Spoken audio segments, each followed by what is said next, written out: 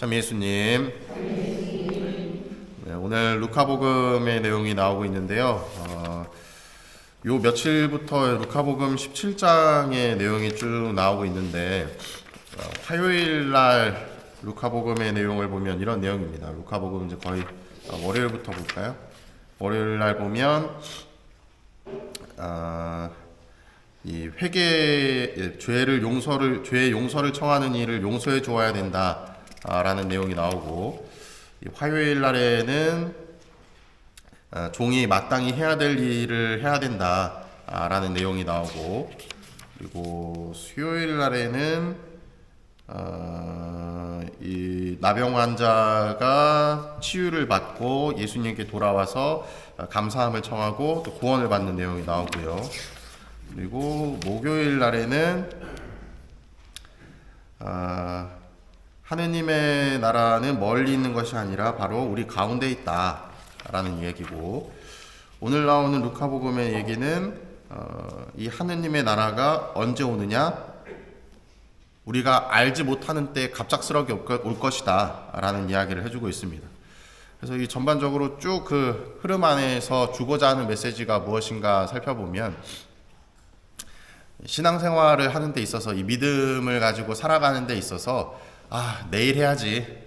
뭐 조금 더 있으면 괜찮겠지. 여유가 되면 그때 하지 뭐. 하는 마음을 가지고 있어서는 안 된다는 거예요.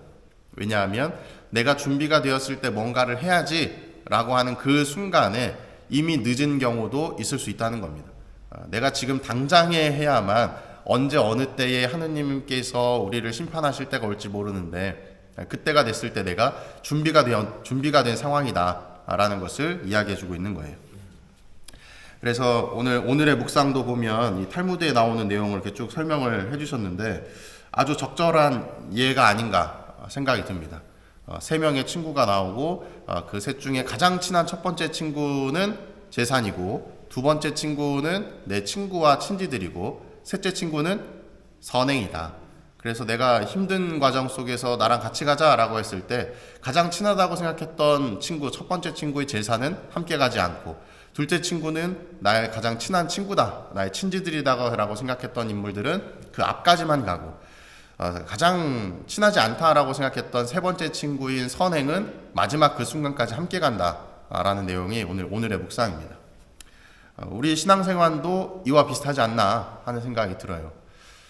마지막 순간에 우리가 챙겨야 될 것은 결국 뭐 돈도 내 주변의 사람들도 그러한 것이 아니라 하느님께 쌓은 선행, 어떤 금은 보화, 하느님께 쌓은 금은 보화가 마지막 순간에 우리와 함께 할 수 있는 것이 아닌가 하는 생각이 듭니다.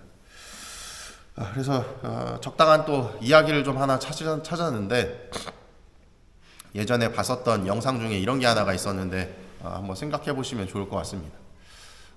한 남성이 출근을 하고 있는데 날씨가 맑았는데 어디 배수관에서 물이 이렇게 떨어지고 있었나 봐요. 2층 정도 되는 위치에서 물이 이렇게 두루루루 떨어지니까 그 물이 바닥에 닿으면서 어떻게 됐을까요? 지나다니는 사람들한테 다 튀었겠죠. 그러니 그 남성이 지나가다가 주변을 살펴보니까 옆에 거의 말라 비틀어가는 화분이 있는 거예요. 그래서 그 화분을 그 물 밑에다가 이렇게 놓습니다. 그리고 또 걸어가요. 출근을 하는 그 길에 걸어가다 보니 육교를 건너게 되었는데, 그 육교 위에 국어를 하는 모녀를 만나게 됩니다. 아이가 한 7살, 8살쯤 되어 보이는 아이였는데 지갑을 딱 열어봤더니 지갑에 한 10,000원밖에 없는 거예요. 그래서 이거를 낼까 말까 고민을 했습니다. 왜냐하면 이 사람도 그리 부유한 사람이 아니었기 때문에 행색이 그렇게 좋지는 않았어요. 지갑도 막 찢어져 있고 막 옷도 이렇게 좀 그렇고, 그래서 낼까 말까 하다가 아이의 그 눈망울을 보고 10,000원을 툭 냅니다. 그리고 기분 좋게 걸어가는데 그 모습을 본 주변 사람들이 뭐라고 했느냐, 이런 평가를 내린 거죠. 그리고 또 이렇게 뚜벅뚜벅 걸어가는데 저 멀리서 리어카로 장사하시는 분이 그 차로에서 인도를 못 넘어가고 그 보도블럭 그 뭐라 그러죠? 그 단에 걸려가지고 있는 거예요. 그래가지고 후다다다닥 뛰어가서 그거를 또 밀어서 올려줍니다. 그랬더니 또 주변 사람들 보면서 또 뭐라 그럴까요? 이러면서 굉장히 한심하다는 듯이 쳐다봐요. 그리고 또 이제 뚜벅뚜벅 또 일을 하러 갑니다. 가면서 버스를 딱 탔는데 버스에 예전에는 그 안내하시는 분이 계셨죠.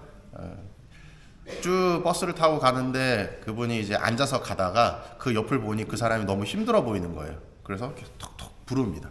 여기 앉으라고. 그랬더니 그 사람이 거절을 하다가도 다 계속 앉으라 그러니까 딱 앉았어요. 그 모습을 보니 다른 사람들이 또 뭐라 그러겠어요? 또 이렇게 막 또 굉장히 좀 무시한 듯한 그런 평가를 내립니다. 그리고 일을 마치고 이제 집에 돌아오는 길에 바나나 한 송이를 사들고 집을 향해요. 집에 거의 다 왔는데 옆집을 바라보면서 갑자기 그 바나나 한 송이를 이렇게 탁 문고리에다 걸어두는 거예요. 그리고 집을 탁 들어갑니다. 그리고 얼마 뒤에 갑자기 그 문 안에서 나이가 많으신 어머님 한 분이 쓱 문을 열고 나오시더니 그 바나나를 싹 가지고 집에 들어가시는 거예요. 아마도 홀로 사시는 자매님이셨고 또 그분을 위해서 퇴근길에 먹을 것을 좀 마련해서 나눠준 것이 아닌가 하는 생각이 듭니다. 그렇게 하루가 지나고 또 다음 날이 되었어요. 다음 날이라 하면 아마 바로 다음 날은 아니고 그 일이 계속 반복적으로 된 며칠 이후인 것 같습니다. 또 똑같이 출근을 하는데 물이 여전히 떨어지고 있어요. 근데 달라진 점이 있었습니다. 그 화분에 무엇이 폈을까요? 꽃이 핀 거예요. 그리고 꽃이 핀 곳에 나비 한 마리가 이렇게 날아들어서 그 꽃에서 꿀을 이제 빨고 있는 거죠. 그 모습을 보면서 이 남성은 어떻게 했느냐? 행복하게 미소를 짓습니다. 그리고 또 뚜벅뚜벅 걸어가다가 육교에서 이 국어를 하고 있는 모녀를 만났어야 되는데 모녀를 만나질 못했어요. 어머님만 만나게 됩니다. 그래서 이 남자가 굉장히 의아해해요. 딸은 어디 갔지? 무슨 일 생겼나? 그 순간에 저 멀리서 한 아이가 엄마 하면서 뛰어옵니다. 그 모습을 딱 봤더니 초등학교에 입학을 했는지 깨끗한 옷을 입고 엄마를 부르면서 이렇게 행복하게 미소 짓는 어린이가 등장을 합니다. 그 모습을 바라보면서 이 남성은 또 어떤 마음을 느꼈을까요? 또 행복한 미소를 싹 짓게 되죠. 그리고 또 육교를 지나서 투벅투벅 걸어가는데 여전히 또 그 차로와 인도 사이에서 낑낑거리고 있는 판매하시는 그 어머님을 만나게 됩니다. 리어카를 이제 밀어주고 자리를 딱 잡고 나니 그 리어카 상인인 어머님이 뭔가 이제 음식들을 이렇게 판매하시는데 예전에는 그냥 돈을 벌려고 막 판매를 하시다가 어느 순간 그분이 도움이 필요한 사람들한테 야 이거 먹어 하면서 나눔을 실천하는 모습을 봐요. 그 모습을 보면서 이 청년은 또 어떤 마음을 가졌을까요? 행복한 미소를. 그리고 버스를 타고 퇴근하는 길에서도 또 여전히 똑똑 앉으세요 했더니 그분이 이제 해맑게 웃으면서 아니에요 괜찮아요 하면서 서로 이러저러한 또 관계를 맺는 모습을 보여줍니다. 그러면서 또 행복한 미소.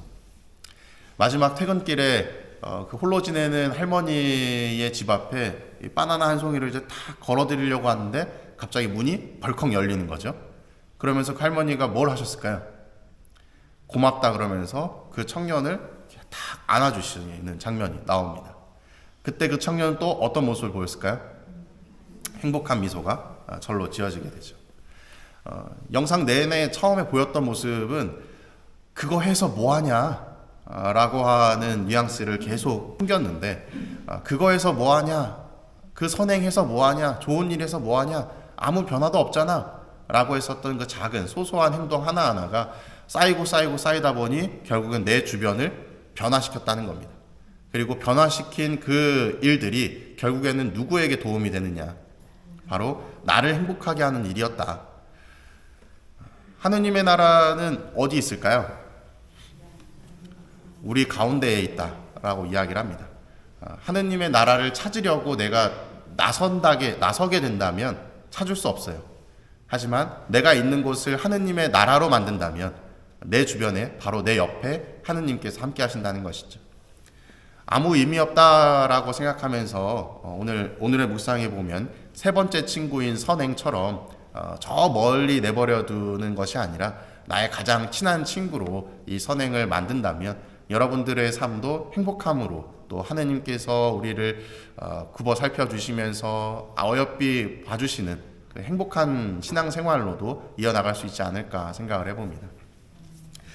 여러분들의 삶이 세상적 사고가 아니라 하느님 안에서의 사고로 행복함을 누리는 그런 삶이 되시기를 바랍니다. 사랑합니다.